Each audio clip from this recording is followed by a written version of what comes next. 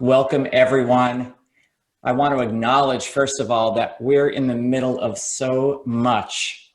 The pandemic, the fires out west, the hurricanes, climate change.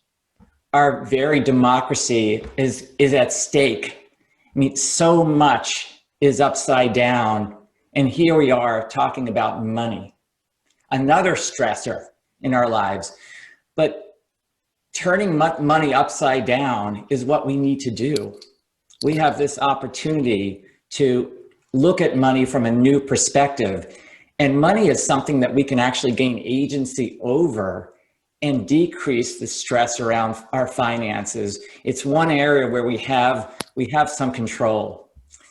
So yeah, as Christopher said, as questions arise, write them down, send them in the chat. And also as feelings and insights arise around money. I mean, here we are entering this kind of volatile field, this very taboo topic.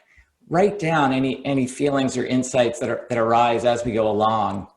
And just keep checking in with yourself. I encourage you to keep about 75% of your attention on your own body and about 25% on what I'm saying. So the Dharma of Money, creating your financial karma, that is a mouthful, right? I mean, even in a setting like this, that's a lot of words. And so I was sharing the title with a marketing genius that I know. He's a senior marketing executive. And I said, Fred, what do you think about this title, The Dharma of Money? And he said, I don't know what the blank that means, but I love it. And that's how this Dharma of Money title was born.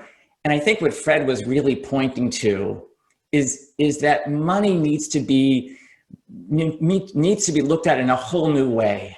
That all the courses around money often deal with all the obvious things like 401k plans and taxes and investments and expenses.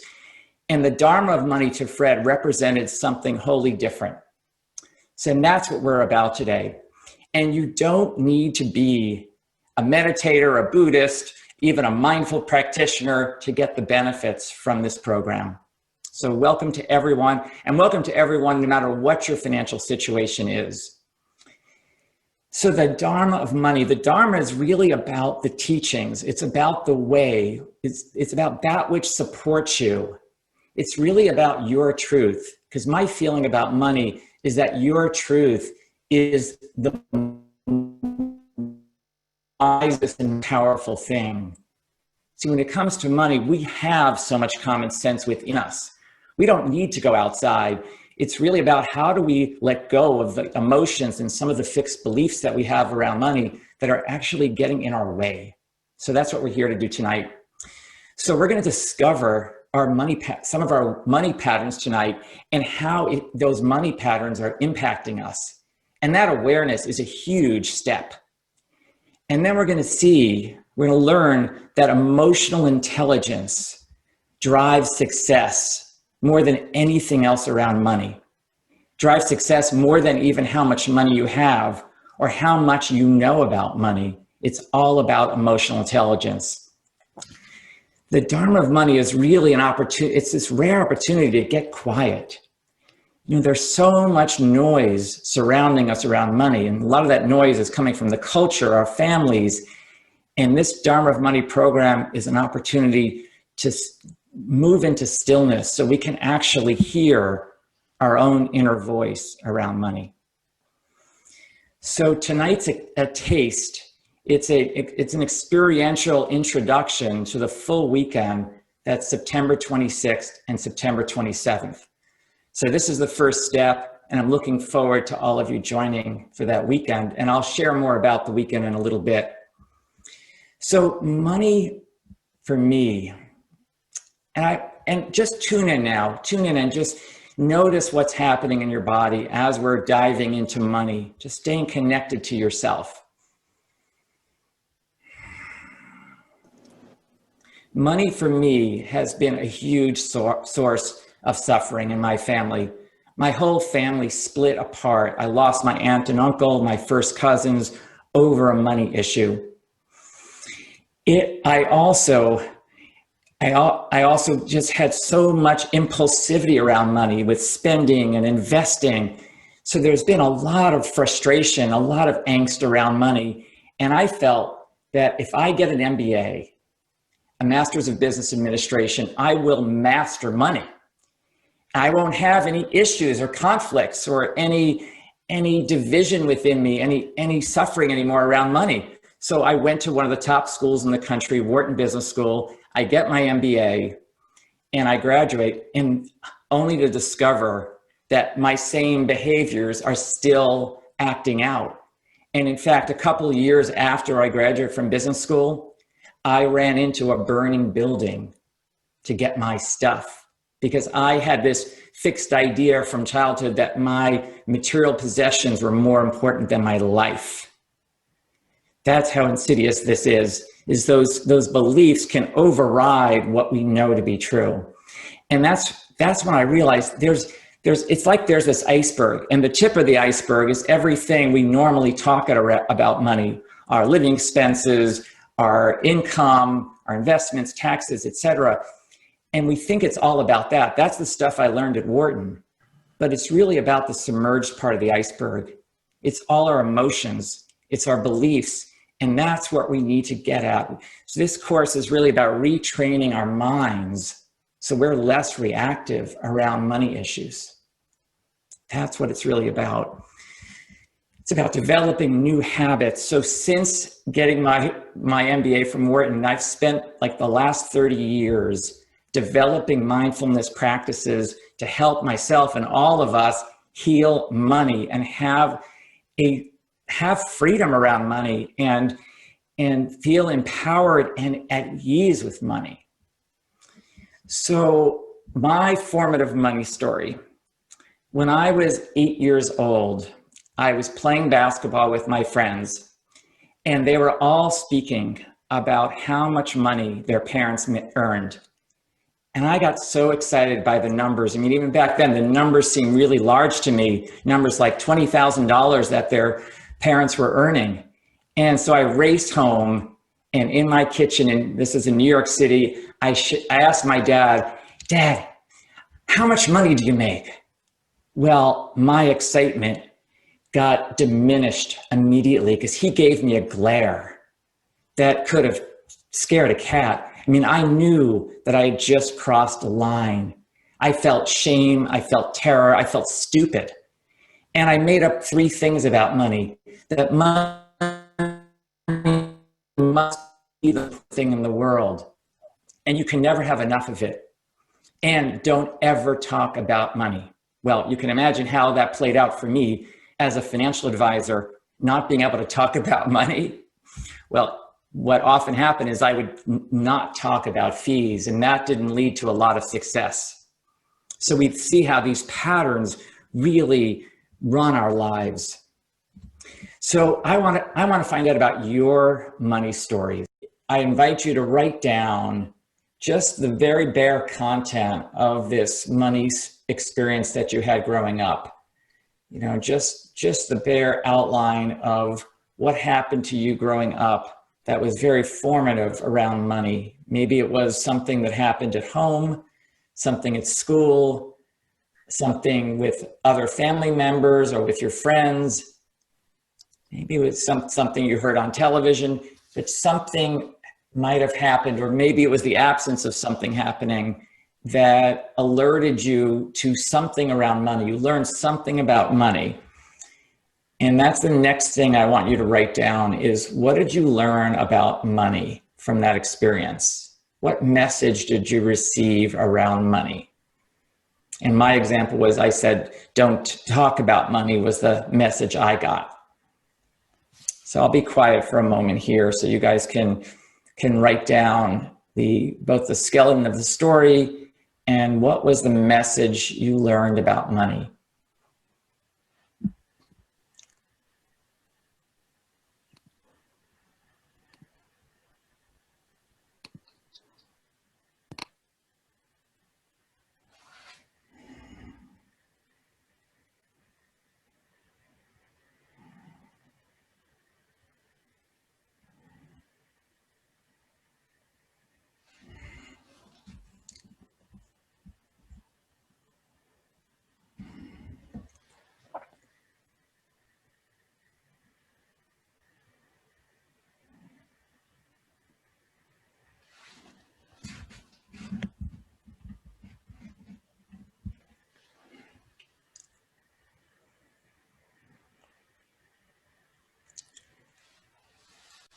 And then the last question I'm going to ask you is, how is that message playing out in your life today? So like for me, I got the message, don't talk about money. And I find myself the challenge to talk about money in professional situations. So how is that message playing out in your life as an adult? So write that down.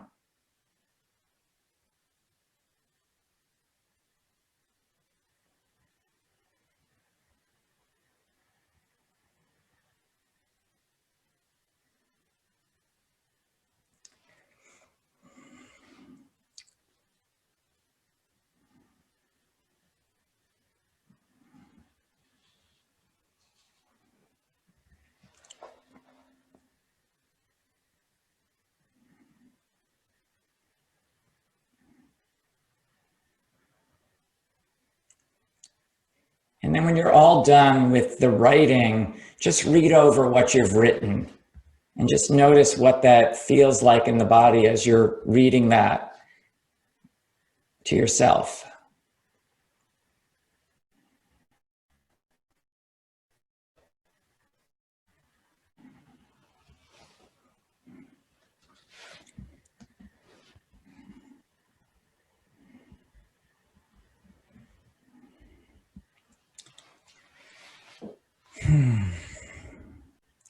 And let's all take a breath together and allow yourself to make a sound on the exhale. We need to keep breathing when we're doing anything around money, because often I find that my breathing gets shallow or I stop breathing, especially when I'm like about to make a big financial decision. And when we're about to make a big financial decision, that's exactly when we need oxygen in our brain. So we've got to keep reminding ourselves to breathe when we're interacting with money.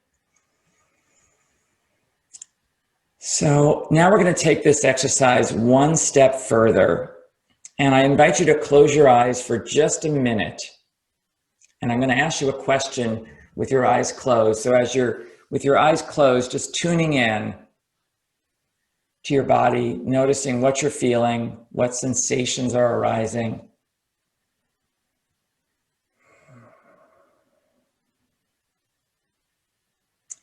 And the question is, who would you be without this message that you received growing up?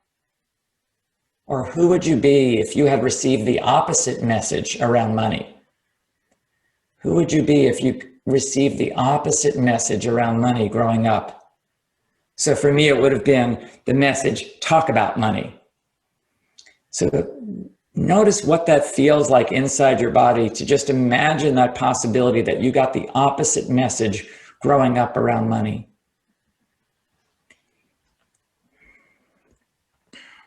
And then as you're ready, as you're aware of those sensations and feelings,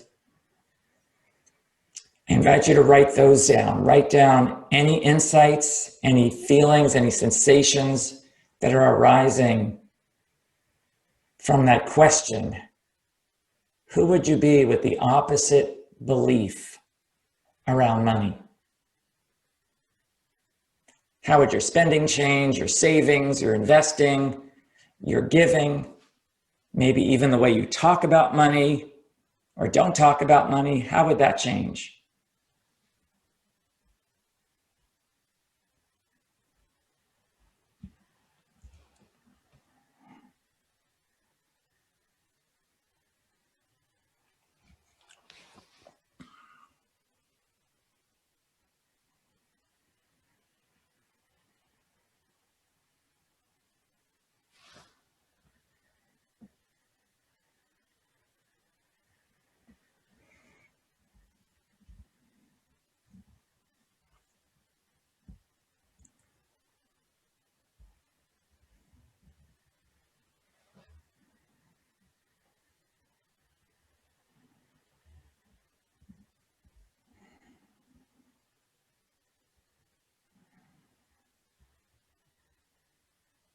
All right.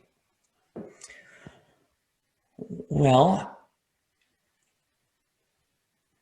So given what you wrote down, looking over what you wrote down to that question of who would you be if you had received the opposite message, I'd love to hear, we have some time to hear from some people as to what was that opposite message and what sensations, what insights, what feelings arise as you step into that opposite money belief from the one you grew up with. With you a little bit about the weekend. So this weekend is really about building new neural pathways in the brain so that we're less reactive around money, so that we can have the money lives that we want to have. And I've been doing these workshops for decades. I've done it with myself, and I've healed a lot in myself. I mean, I just see money, I behave around money entirely differently because of creating new neural pathways. And we're also going to be looking at how do you get less reactive around big financial decisions and all the ups and downs, all the uncertainty that's in the world today, that's probably even going to increase this uncertainty, the ups and downs of the markets, is how do you find your center within that storm instead of trying to get rid of the storm? So that's another big component of the workshop. And then how do you have a courageous money conversation? So what I know is that we all have a conversation around money that we want to have with our kids, with our parents, our aging parents, with our siblings, with our friends, with our coworkers, maybe with our boss. Maybe we want to ask our boss for a raise, or we want to ask our aging parents to move to a nursing home. Those are tricky conversations. So we're going to learn how to have that courageous money conversation, because that not having that conversation is probably adding a lot of stress to our life. And so much about this workshop is recognizing that there is so much stress in the world today that we need to let go of is any stress that we can. And money is an easy place actually to decrease stress around. We're also going to be in this workshop embodying this sense of enough and finding that what we have can be enough. And that those practices that we're going to work with actually bring us into the present moment around money. See, one of the issues I have with the whole financial industry is it's so focused on the future. It's all about one day, someday in the future, after you save and save and save and work really hard, like some people have shared, and exhaust yourself, finally you'll arrive at some utopian place. Well, I say no. If once you train your brain to want to find happiness in the future, you'll never find it, because you've trained your brain to want more. It's sort of like when John Rockefeller, the world's first billionaire, was asked, how much is enough? His answer was, just a little bit more. And that's the normal reaction, because you've trained your brain to want more and more and more. So we're going to train ourselves, how do we come into this present moment around money and stop lurching ahead to the future? And that's the place where our joy is. That's the place where our power is. That present moment is where our freedom is. And that's one of the things we're going to be doing on the weekend. We're also looking at who are we beyond money? Because I hear from people who have little money, who have a lot of money. People say they often define themselves by either the lack of money that they have, or they define themselves by all the money they have, and they can't see any sense of themselves beyond this money. For some people who have a lot. So we're going to be working with seeing how grand each of us are, how priceless we are beyond our money. That we've done an unfortunate thing. We've equated our self-worth with our net worth, and we're going to be breaking through that paradigm during the weekend. All right.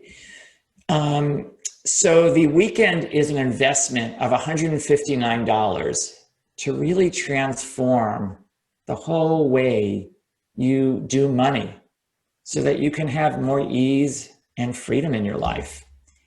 And actually, more creativity. So when you free up a lot of these beliefs, insights emerge, creativity emerges. So if you do need more money, it becomes apparent to you.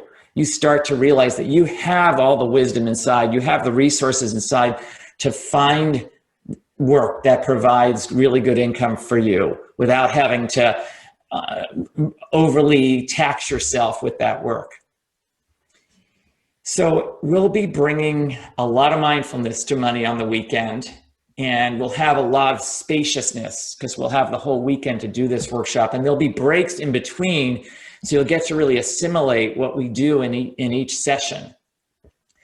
But I would say that mindfulness is something we hardly ever bring to money. We're very unmindful, very reactive around money. So one of the things I love about it is if we can just bring like 10% more mindfulness to money, everything can change.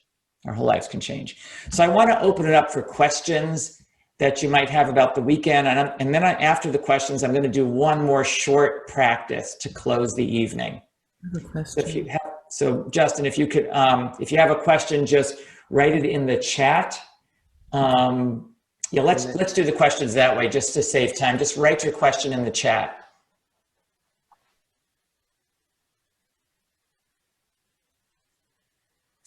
Okay, so can someone attend one of the 2 days? Yes, you can attend one of the 2 days. That's entirely fine. How is the weekend workshop different from other money workshops? Okay, that's a great question. Most money workshops focus on that tip of the iceberg of how do we invest better? How do we save money? How do we decrease our taxes? How do we handle insurance? That's most money workshops. This workshop is working on the submerged part of the iceberg. It's working on our brains, that even though our minds know how to save, we know how to invest, we don't do it. I mean, some of the brightest people in the world, people with PhDs in finance, are doing the foolish things with their money. I mean, you don't see this in other fields. That's what's unique about money, is really smart money people do really silly and impulsive things with their own money. So it's a very different kind of workshop from any other money workshop. All right. Is there a question? Can you recommend any practices to help associate the feeling of love with money? Yes, well, I think love comes from a place of deep centeredness, from a place of deep calm. And I think then that allows our hearts to be available when we're not stressed and burdened by worry and uncertainty in our lives. And so much of this weekend is going to be about finding that sense of fullness within ourselves right now, moving into this present moment. And I think that in itself will expand our ability to feel love in our lives.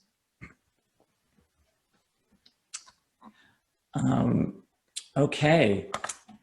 All right. So let's, I think those are all the questions. So we're going to do a little bit of an enough practice here, and then we'll say goodnight. And I am going to stay on. If anybody does have any lingering questions, I'll stay on for a few more minutes, but I want to make sure that we can close on time.